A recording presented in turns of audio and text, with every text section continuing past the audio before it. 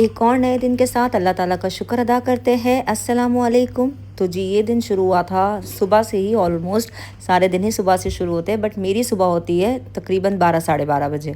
और आज है ना, सुबह उठने के बाद कुछ भी नाश्ता करने का मूड नहीं था, तो मैंने सोचा चले फ्रिज में मेलन पड़ा था, मैं और अयान एक रात पहले निकले थे तो फ्रूट्स वगैरह ले आए थे, तो मैंने कहा इसे ही कट कर लेते। अच्छा खासा ठंडा भी हो गया था, बट अरे इसे कट करना बड़ा मुश्किल था, और सच बताऊँ तो अंदर से बिल्कुल भी मीठा नहीं निकला था, लेकिन फिर भी मतलब बहुत मीठा नहीं था, लेकिन खाने के काबिल था।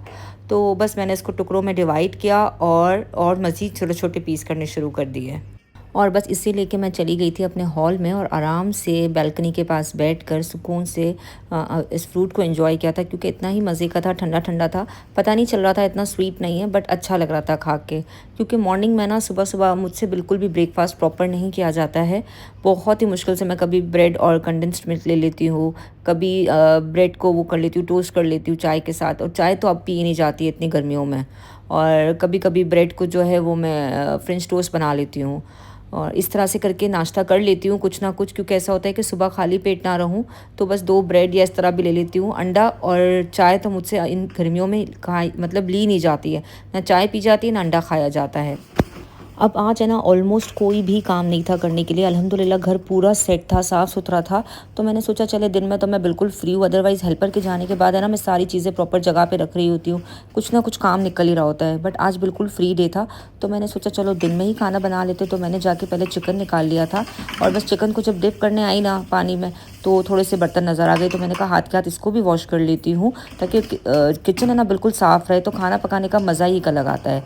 बस फिर मैंने है ना ये चिकन को है ना पानी में डिप कर लिया था। वैसे तो मेरा चिकन आप लोग को पता है, मैं सिरके से अच्छी तरह से धो के मतलब अच्छा खासा डिप करके वॉश करके ही रखती हूँ, लेकिन फिर भी कढ़ाई में मुझे ऐसा था कि ये थोड़ा सा मेल्ट हो जाए ना फिर ही डालूँ।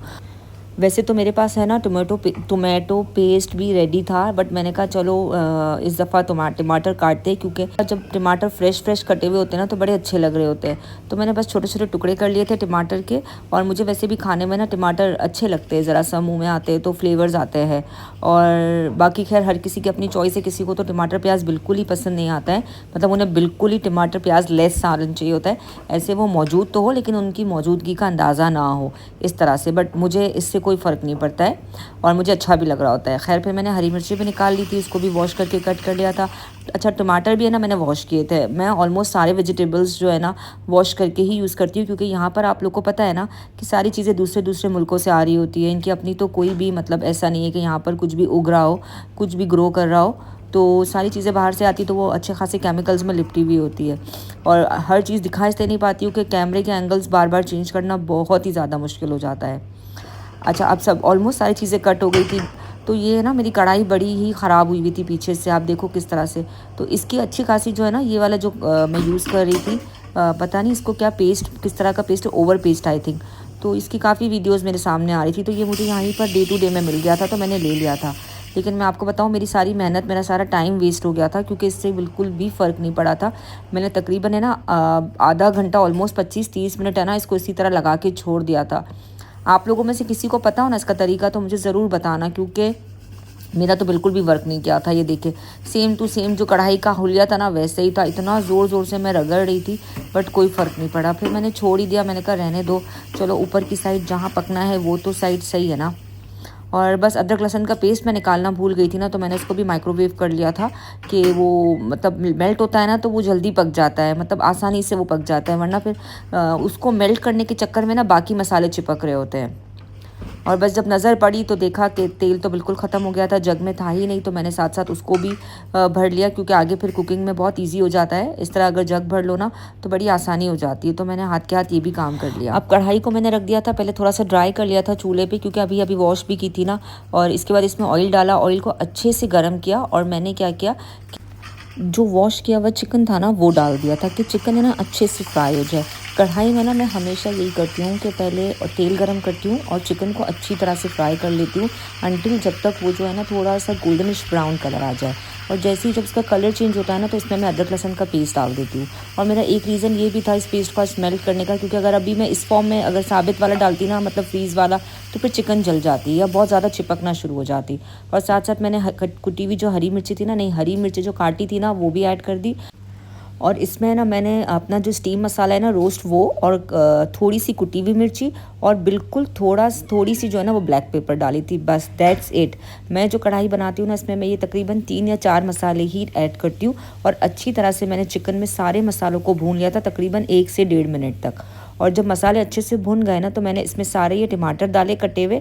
अच्छा, अक्सर मैं है ना टमाटर को 2 टुकड़ों में भी डाल के इस फॉर्म पे ढक के छोड़ देती हूँ।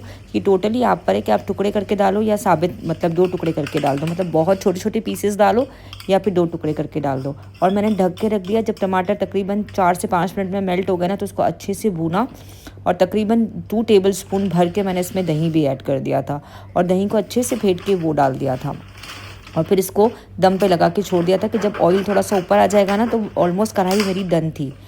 अच्छा, इसके बाद जब मेरी नज़र पड़ी ना तो मेरे पास थोड़ी सी रमज़ान की वो पड़ी हुई थी अपना दही बड़े की फुल्कियाँ, तो मैंने उसको भी डिप कर ली कि चलो दही बड़े भी बना के खा लेंगे मज़ेदार। और साथ साथ ये अंडे भी आए हुए थे, इसको भी सेट करना ज़रूरी था क्योंकि ये भी मैं भूल गई थी बिल्कुल कि मुझे इसको रखना है। तो बस इसको भी मैंने रख लिया था। और इसके बाद बारी थी कुछ है ना वेजिटेबल्स को कट करना था। असल में है ना हम लोगों ने एक हैबिट बनाई है, अभी बहुत ज़्यादा टाइम तो नहीं हुआ है, थोड़ा ही टाइम हुआ है, कि गाजर मतलब जो ABC जूस होता है ना, मतलब कैरेट, एप्पल और बीटरूट, इसका शरबत या जूस जो भी हम कहते हैं वो बनाना डेली बेसिस पे। तो मेरे लिए ना बहुत मुश्किल होता है कि डेली एक गाजर को कट करो, एक बीटरूट को कट करो, छीलो और फिर उसका जूस बनाओ। तो मैंने क्या किया है कि मतलब ये सेकंड टाइम ही मैं कर रही हूँ कि मैं गाजर और बीटरूट तकरीबन 1-1 पाव मंगा लेती हूँ, और इसको छील कर वॉश करके अच्छी तरह से छील कर और छोटे छोटे है ना पीसेस कर लेती हूँ, और उसके पैकेट्स बना लेती हूँ। अब पहले मैंने सबसे पहले गाजरों को आप लोगों ने देखा मैंने अच्छी तरह से वॉश किया, छीला और इसके टुकड़े कर लिए। अब सेम मैं मतलब टुकड़े करूँगी अभी, और सेम इसी तरह से मैं बीटरूट के साथ भी करती हूँ। अच्छा, मैं एप्पल नहीं लेती हूँ, मैं जो थर्ड फ्रूट होता है ना, कभी अगर एप्पल घर में अवेलेबल है तो उसको उसी वक्त काट के डाल देती हूँ, और या फिर जो है ना मैं वो कर लेती हूँ, कभी टमाटर डाल देती हूँ, कभी इसमें खीरा डाल देती हूँ, जो भी वेजिटेबल, और कभी कुछ भी अवेलेबल नहीं होता है ना तो बस यही 2 चीज़ों से मैं जूस बना लेती हूँ। अच्छा, अब देखिए मैं इस तरह से छोटे जिपलॉक बैग है ना, इसमें मैं एक इंसान का मतलब एक बंदा जितना पी सकता है ना, 1 गिलास जितना, कुछ टुकड़े जो है ना, कुछ क्यूब्स मैंने कैरेट के ले लिए, लाइक 4-5 छोटे क्यूब कैरेट के ले लिए और 4-5 बीटरूट के छोटे क्यूब्स ले लिए, और इस तरह पैकेट बना लेती हूँ। और इससे आराम से 1 गिलास भर के बन जाता है। अगर आप इसमें खीरा ऐड कर दो या 1 टमाटर कभी ऐड कर दो। और जब बनाती हूँ ना इसके अंदर मैं 1 लेमन निचोड़ती हूँ और थोड़ा सा काला नमक फॉर टेस्ट, क्योंकि अच्छा सा टेस्ट नहीं आ रहा होता है और पिया भी नहीं जाता है, फिर बहुत मुश्किल हो जाता है। तो बस ये हैबिट बनाइए, लेकिन अक्सर ऐसा होता है फ्रिज में पड़ा हुआ रेडी भी है तो भी याद नहीं रहता है पीना, तो ये तो आलम है। खैर, अब देखिए मेरी कढ़ाई भी ऑलमोस्ट डन हो गई थी, और इसके ऊपर मैंने धनिया छिड़क दिया था और साथ साथ मैंने चावल बना लिए थे। अब जो दही बड़े की फुल्कियाँ मैंने डिप की थी ना वो आप लोगों ने देखी थी ना, तो अब देखो इसके लिए मैं ना वो कॉर्नफ्लावर है ना उसको बीट कर रही थी, मिक्स कर रही थी ताकि अच्छे से दही फेंट लूँ और मेरा ये भी रेडी हो जाए, क्योंकि दही बड़े की फुल्कियाँ ऑलमोस्ट जो है ना वो बन चुकी थी, रेडी हो चुकी थी।